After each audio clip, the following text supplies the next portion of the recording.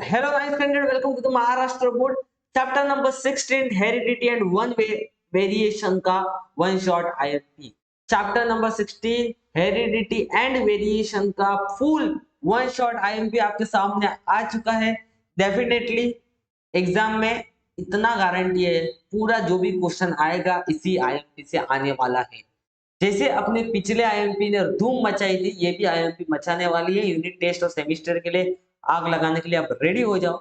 Let's begin one shot IMP और 16 chapter. सबसे पहला सवाल जिसके आने के चांसेस बहुत ज्यादा है, that is what is the genetics.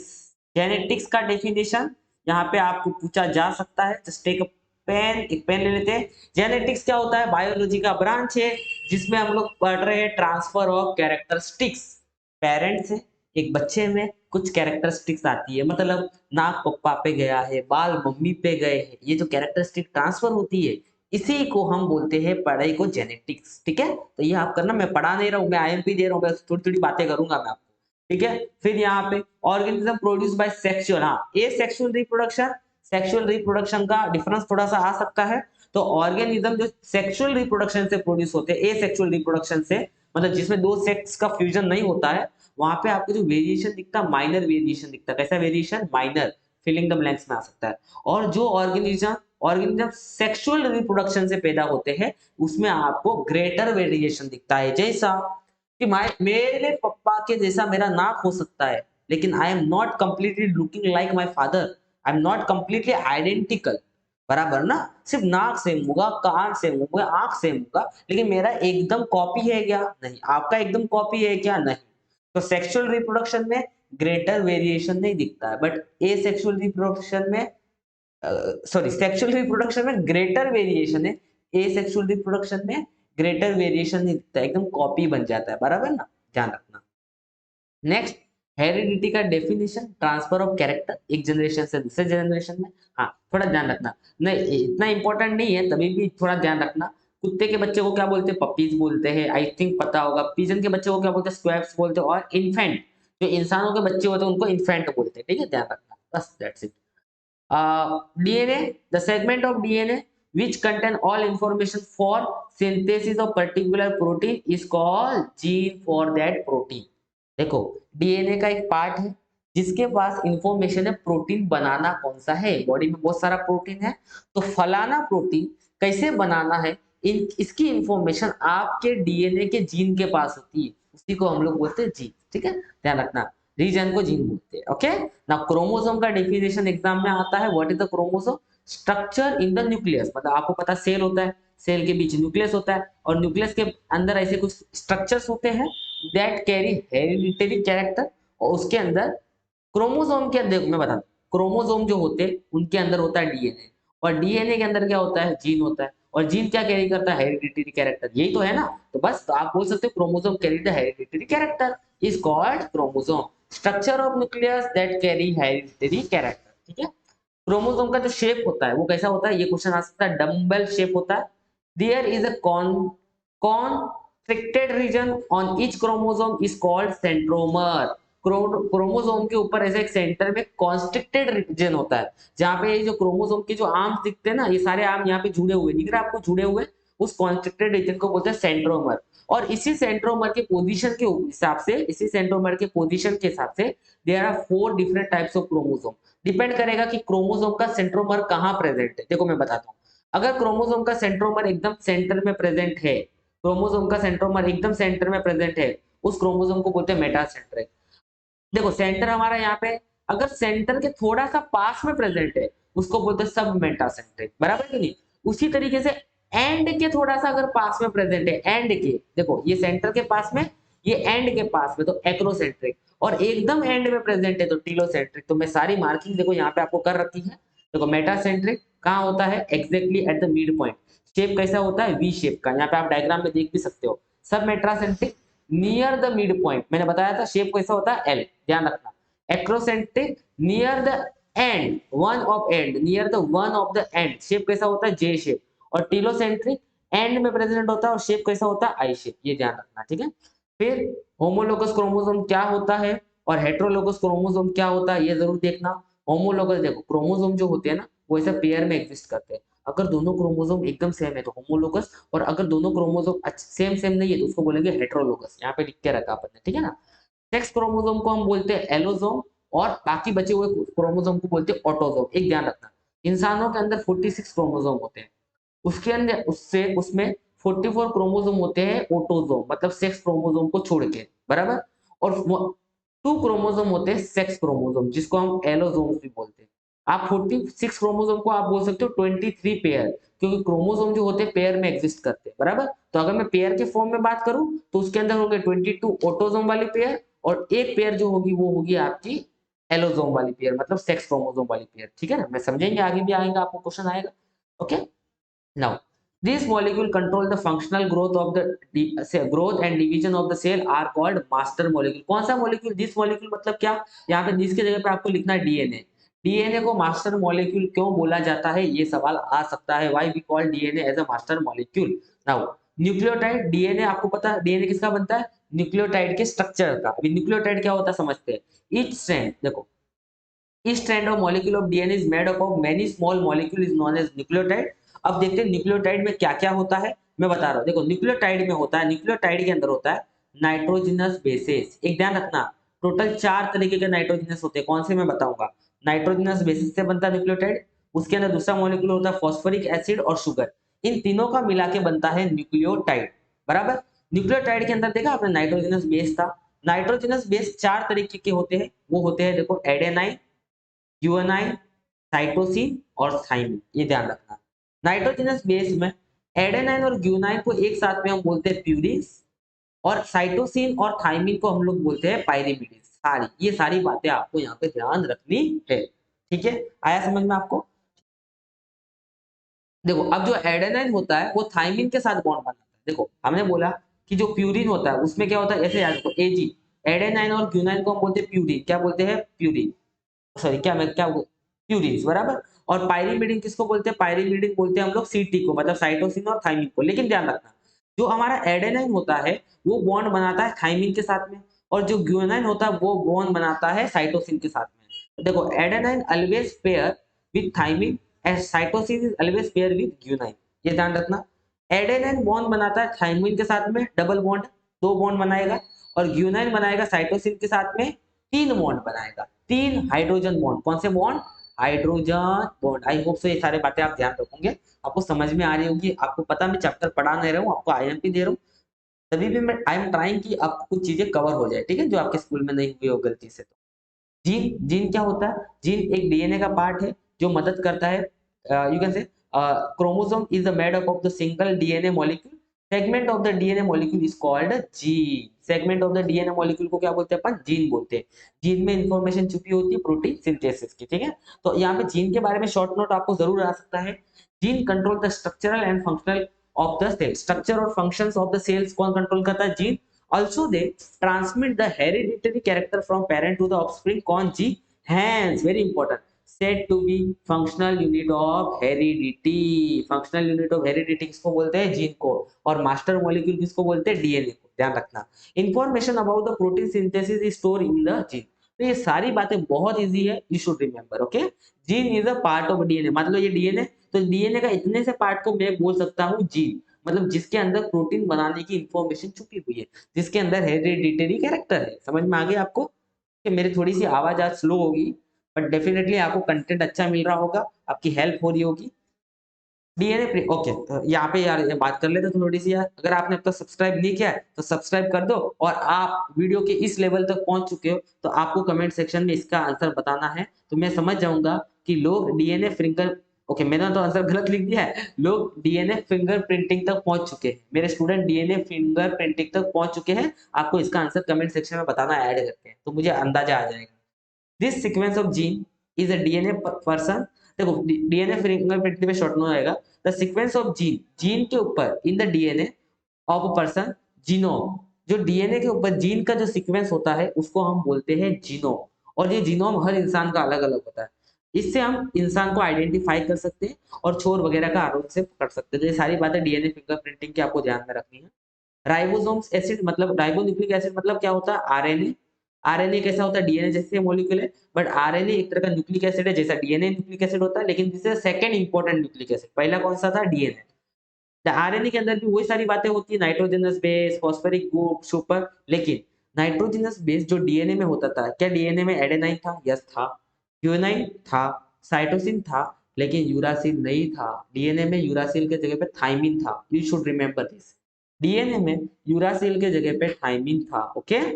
RNA तीन तरीके के होते हैं, राइबोसोमल आरएनए, मैसेंजर आरएनए और ट्रांसफर आरएनए। इनकी सारी बातें यहाँ पे आपको अच्छे से दे रखी, जस्ट एक बार रीड कर लेना, काम की चीजें है, ठीक है ना। ओके। यहाँ पे एक ध्यान रखना, ये वाला फिलिंग द ब्लैंक्स आ सकता है। राइबोसोम्स का क्या काम है? Ribosome perform the functions of protein synthesis, should remember. Okay. Mendel experiment, Mendel ने जितने भी एक्सपेरिमेंट किए थे हेरिडिटी के बारे में पढ़ने के लिए, उसने पी प्लांट पे किए थे। पी प्लांट को साइंटिफिक नेम क्या है? Pisum sativum. You should remember this P plant. जब भी मेंडल ने एक्सपेरिमेंट किया था पी प्लांट के ऊपर, उसने 7 कैरेक्टर कंसीडर किए थे पी प्लांट के। जैसा क्या हो सकता है 7 character? Shape of the seed, seed का शेप कौन सा है? जैसा डोमिनेंट शेप में राउंड है, रिंकल शेप, रिसेसिव में डोमिनेंट मतलब शेप जिसका डोमिनेंस ज्यादा है, जिसका प्रभाव ज्यादा है, that is called dominant shape. Okay. Colour of the seed उसने कंसीडर किया था, ये सेकंड कॉन्ट्रास्टिंग कैरेक्टर हो गया। Colour of flower third contrasting character हो गया। Shape of pod fourth contrasting character. Colour of pod, position of flower और height of the plant, ये सारे कैरेक्टर उसने कंसीडर किए थे। बीज उगाए और देखा प्लांट का फूल कौन से कलर का है, प्लांट बड़ा बना कि छोटा बना, प्लांट के अंदर की जो सीड्स है वो गोल है या रिंकल है, वो सारी बातें उसने ऑब्जर्व की। बात समझ में आया? डोमिनेंट और रिसेसिव कैरेक्टर। देखो, अगर आपके पप्पा या मम्मी कोई टंग को रोल कर सकता, मैं रोल नहीं कर सकता हूँ, बराबर ना। तो रोलिंग टंग, नॉन रोलिंग टंग, अगर आपके घर में कोई पप्पा रोलिंग टंग है, मम्मी का नॉन रोलिंग टंग है, तो ज्यादा प्रोबेबिलिटी जो बच्चा पैदा होगा वो भी टंग को रोल कर पाएगा, क्योंकि रोलिंग टंग डोमिनेंट कैरेक्टर है। और नॉन रोलिंग टंग मतलब मम्मी रोल नहीं कर पा रही थी लेकिन बच्चा रोल कर पा रहा है, मतलब पप्पा का कैरेक्टर बच्चे में आया, मम्मी का नहीं आया, क्योंकि नॉन रोलिंग टंग रिसेसिव कैरेक्टर है, डोमिनेंट नहीं है। ये हमेशा जीत जाएगा अगर हुआ। मैं रोल नहीं कर पाता हूँ क्योंकि मेरे मम्मी और पापा दोनों रोल नहीं कर पाते। आए presence of hair on arms, ये डोमिनेंट कैरेक्टर है। Absence of hair on arm, ये रिसेसिव कैरेक्टर है। Black and curly hair, dominant character है। Brown and straight hair, recessive character, तो ये कैरेक्टर्स आप जरूर याद रखना। फिर है मोनोहाइब्रिड क्रॉस, क्या होता है? डेफिनेशन ध्यान रखना। मोनोहाइब्रिड क्रॉस का मतलब कि अगर आप प्लांट की एक कैरेक्टरिस्टिक लेके चल रहे हो, हाइट, तो आपने क्या किया? आपने एक लंबा वाला प्लांट मतलब लॉन्ग टॉल प्लांट को किसके साथ क्रॉस करवाया? ड्रॉप्ड प्लांट के साथ, मतलब जो छोटा सा प्लांट है उसके साथ क्रॉस करवाया। तो यहाँ पे सिर्फ आपने क्या किया? हाइट को कंसीडर करके आपने अपना एक्सपेरिमेंट किया। तो आपने क्या किया? सिर्फ one pair of contrasting character consider किया। ऐसे स्टेट को हम बोलते हैं मोनोहाइब्रिड क्रॉस। ठीक है। मोनोहाइब्रिड क्रॉस के लिए पुनेट स्क्वायर, मतलब ये जो रिप्रेजेंटेशन है, देखो आपने एक प्लांट टॉल लिया, एक प्लांट आपने ड्रॉप लिया, दोनों क्या है? हाइट ही तो है ना। तो आपने सिर्फ एक ही कैरेक्टर को कंसीडर किया। टॉल के लिए टी लिखा, हाइट के लिए टॉप के लिए छोटा तो छोटा टी लिखा। टॉल में से एक टी ले लिया, इसमें से टी ले लिया, और पहला जनरेशन में जितने भी आपको प्लांट मिलेंगे वो कैसे मिलेंगे? टॉल मिलेंगे, क्योंकि यहाँ पे टी देखो जो कैपिटल होता है वो डोमिनेंट होता है, तो आप बोलोगे प्लांट बन गया टॉल। तो ये आता है मोनोहाइब्रिड का क्रॉस तक का, तो आपको यहाँ तक इसको समझना है और अच्छे से प्रैक्टिस करना है, ठीक है। फिर यहाँ पे देखो मोनोहाइब्रिड क्रॉस का फिनोटाइपिक रेशियो होता है 3:1, और ये होता है जीनोटाइपिक रेशियो होता है अपना 1:2:1। तो ये देख लेना क्या होता है, अच्छे से टीचर को पूछना, प्रैक्टिस जरूर करके जाना इसका। Mendel experiment dihybrid cross का डेफिनेशन जरूर करना। ओके। और ये डाई हाइब्रिड क्रॉस का पूरा इंफॉर्मेशन, ये सारी बातें जो यहाँ पे लिखी हुई है वो सारी बातें, और यहाँ पे देखो रेशो के बारे में लिखा हुआ है, फिनोटाइपिक रेशो। देखो यहाँ पे फिनोटाइपिक रेशो के बारे में लिखा हुआ है, बराबर ना। और यहाँ पे देखो जीनोटाइपिक रेशो के बारे में लिखा हुआ है, तो ये सारी बातें आपको करनी है अच्छे से। ओके। अभी देखो जेनेटिक डिसऑर्डर में, जेनेटिक डिसीज और disorder occur due to the abnormalities of chromosome, chromosome में कुछ कमी या खराबी आने की वजह से जो बीमारी होती है इसको जेनेटिक डिसऑर्डर बोलते हैं। कुछ जेनेटिक डिसऑर्डर के आपको नाम दे रखे हैं, जैसे कि फिजिकल डिसऑर्डर में क्लैम्प्ड लीफ, मतलब देखो किसी का लीफ इधर से कटा हुआ रहता है ऐसा हमें लगता है, वो वाला बीमारी एल्बिनिज्म। और फिजियोलॉजिकल डिसऑर्डर में एनीमिया और सिकल सेल एनीमिया, हीमोफीलिया। तो ये ऑर्डर एग्जांपल जरूर ध्यान रखना। देखो वुमन के अंदर जो सेक्स क्रोमोसोम जो होते हैं वो 44 प्लस XX होते हैं, ये XX है जो सेक्स क्रोमोसोम है, और मेल के अंदर 44 प्लस XY होते हैं। तो आप बताओ कि ऐसा कौन सा क्रोमोसोम है जो मेल के अंदर प्रेजेंट है लेकिन फीमेल के अंदर नहीं? तो आपका आंसर हो जाएगा Y। XY मतलब क्या ना, आंसर क्या होगा? Y होगा, ठीक है, ये जरूर ध्यान रखना। ठीक है। ये जो देखो हमारे हमने बोला ना कि मेल के अंदर मतलब इंसानों के अंदर टोटल 46 क्रोमोसोम होते हैं, मतलब कितने क्रोमोसोम होते हैं 23 पेयर। तो ये सारे 23 पेयर आपको यहाँ पे डायग्राम में दिख जाएंगे। इस डायग्राम को हम लोग बोलते हैं कैरियोटाइप, मतलब जितने भी बॉडी के अंदर किसी भी ऑर्गेनिज्म में जितने टाइप के क्रोमोसोम होते हैं उसको दिखाने का जो टेबल होता है उसको बोलते हैं कैरियोटाइप, ठीक है ना। तो ये इंसानों के अंदर के सारे क्रोमोसोम आपको दिखाए गए किस टाइप के होते हैं, ठीक है। अब यहाँ पे ध्यान दो, डाउन सिंड्रोम का मतलब क्या, फिलिंग द ब्लैंक्स पक्का आएगा डाउन सिंड्रोम से, यहाँ पे ध्यान रखना। देखो नॉर्मली हमने बोला इंसानों के अंदर 46 क्रोमोसोम होते हैं, लेकिन जिसको डाउन सिंड्रोम वाली बीमारी है उसमें 46 प्लस एक क्रोमोसोम ज्यादा होगा। अभी एक क्रोमोसोम कहाँ पे ज्यादा होगा, देखो हमने पढ़ा कि इंसानों के अंदर टोटल कितनी पेयर होती है, टोटल 23 पेयर होती है। उसमें 21 वाली जो पेयर है ना, 21 वाली पेयर, उस 21 पेयर में एक क्रोमोसोम एक्स्ट्रा आ जाएगा, उसमें एक क्रोमोसोम क्या आ जाएगा, एक्स्ट्रा आ जाएगा। तो हमने क्या लिखा हुआ, ट्राइसोमी, मतलब देखो 21 वाली पेयर में कितने क्रोमोसोम है, एक्चुअल में तो 2 होते हैं, लेकिन एक क्रोमोसोम एक्स्ट्रा आने के लिए 3 हो गए, इसके लिए हम बोलते हैं trisomy of the 21st chromosome. तो आप बोलोगे डाउन सिंड्रोम में टोटल 47 क्रोमोसोम होते हैं, और जो 21st क्रोमोसोम होता है उसमें क्रोमोसोम का पेयर होता है, उसमें एक क्रोमोसोम और ऐड हो जाता है। ऐसी बीमारी को हम बोलते हैं डाउन सिंड्रोम। अब डाउन सिंड्रोम में जैसे यहाँ मैंने आपको बताया 47 क्रोमोसोम होते हैं, 24th क्रोमोसोम में ट्राइसोमी हो जाता है। इसमें जो बच्चा पैदा होता है उसका मेंटल रिटार्डेशन, मतलब दिमाग से वो तैयार अच्छा ग्रोथ नहीं होती, वो थोड़ा सा यू कैन से दैट अच्छा बिहेव नहीं करता दिमाग से, और उसका लाइफ टाइम शॉर्ट होता है, मतलब वो जल्दी डेथ हो जाती है ऐसे बच्चों की, ठीक है ना, ये ध्यान रखना। अभी देखो टर्नर सिंड्रोम, टर्नर सिंड्रोम जिनको होता है उनमें होता है मोनोसोमी ऑफ एक्स क्रोमोसोम। देखो आपने देखा नॉर्मल कंडीशन में 44 प्लस एक्स क्रोमोसोम होता है एक नॉर्मल वुमन के अंदर, लेकिन जिसको ट्राइसोटर्नल सिंड्रोम है उसमें 44 प्लस एक्स क्रोमोसोम ही होगा, यहाँ पे एक क्रोमोसोम कम हो जाता है। आप देख पा रहे हो नॉर्मल में ऐसा होता है, और ट्राइसोमी कंडीशन में टर्नल सिंड्रोम में इस तरीके से का होता है, ठीक है। इसमें जो भी वुमन होगी जिसको भी टर्नल सिंड्रोम की बीमारी है, टर्नल सिंड्रोम की, वो स्टेराइल होगी, मतलब शी कांट गिव बर्थ, वो बच्चे को बर्थ नहीं दे पाएगी, किसी भी बच्चे को इम्प्रॉपर ग्रोथ, या you can say that children due to the improper growth unable to have children, बच्चा नहीं हो सकता है उनको, ठीक है ना, ये ध्यान रखना आप लोग को। मतलब आप बोल सकते हो क्योंकि उनके उनके जो रिप्रोडक्टिव ऑर्गन्स होते हैं वो अच्छे से डेवलप नहीं होते, जहां से रिप्रोडक्शन या बच्चा पैदा हो सकता है वो डेवलप नहीं होते, फर्टिलाइजेशन नहीं होता यहाँ पे। क्लीनफेल्टर सिंड्रोम, इसमें क्या होता है, नॉर्मल कंडीशन में आपने देखा है मैन के अंदर 44 प्लस एक्स वाई क्रोमोसोम होता है, लेकिन इस वाले बीमारी में एक्स के साथ में एक एक्स एक्स्ट्रा आ जाता है, ओके। तो abnormalities in the sex chromosome, extra x chromosome आने की वजह से ये क्रोमोसोम का स्ट्रक्चर बन जाता है, एंड सच मैन, मतलब इंसानों की बीमारी है या मेल की बीमारी आप बोल सकते हो, सेक्सुअली स्टेरलाइज, मतलब ये आदमी बच्चा पैदा नहीं कर सकता, सेक्स करेगा वुमन के साथ, he will not able to, मतलब you can say that कि उस मेल के यू कैन से दैट उस मेल के जो रिप्रोडक्टिव ऑर्गन है वो अच्छे से डेवलप नहीं हो पाएंगे, तो सेक्सुअल रिप्रोडक्शन वो अच्छे से नहीं कर पाएगा, एंड वो किसी बेबी को वो तो बर्थ नहीं देगा, ऑब्वियसली फीमेल देगी बर्थ, लेकिन वो फर्टिलाइजेशन नहीं हो पाएगा। आई होप सो आप समझ पा रहे हो मैं क्या बोलना चाह रहा हूँ, ठीक है। ओपनली बोलना बोलना चाहिए, उसमें कोई दिक्कत थोड़ी है यार, ठीक है। यहाँ पे disease occur due to the mutation of the single gene, कुछ बीमारी है जो किसके वजह से हो रही है, म्यूटेशन के वजह से, मतलब जीन के स्ट्रक्चर में बदलाव आना, दैट इज कॉल्ड म्यूटेशन। अब देखते हैं पहली बीमारी है एल्बिनिज्म। इसमें स्किन और हेयर क्या हो जाता है, colour due to the brown और पिगमेंट और मेलानिन, ब्राउन से बन जाते हैं, और जो मेलानिन की कमी होती है, मेलानिन मतलब जो हमारे हेयर को या आंखों को काला कलर देते हैं, तो कैनॉट प्रोड्यूस मेलानिन नहीं होने की वजह से उनके आंखें वगैरह इस तरीके से बच जाती है एल्बिनिज्म में, ओके। और रेटिना और स्क्लेरा क्या है देख लेना आप लोग। सिकल सेल एनीमिया बहुत इंपॉर्टेंट है, यहाँ से एक क्वेश्चन पक्का है, बड़ी बीमारी काफी लोगों को होती है सिकल सेल एनीमिया, जो लुकआउट करो इसको थोड़ा सा अच्छे से। सारे जो भी मैंने दिए हैं, आरबीसी का शेप इसमें बदल जाता है, सारी बातें लिखी हुई है। आरबीसी नॉर्म बाई कॉनकेव हमारी नॉर्मल आरबीसी होती है, बट इस कंडीशन में हमारी आरबीसी सिकुड़ जाती है। Sickle cell anaemia is hereditary disease. और फिर यहाँ पे मैंने सिम्टम्स बताए कि जिसको सिकल सेल एनीमिया होगा वहां उसके सिम्टम्स यहाँ पे मैंने दे रखे हैं। देखो नॉर्मल इंसान का आरबीसी ऐसा होता है, बट अफेक्टेड सफर इंसान का ऐसा हो जाता है। सबसे इंपॉर्टेंट, अगर मान लो देखो सिकल सेल एनीमिया का नॉर्मल बातें की है, देखो कोई इंसान अगर नॉर्मल है तो उसको हम लोग एएस दिखाएंगे।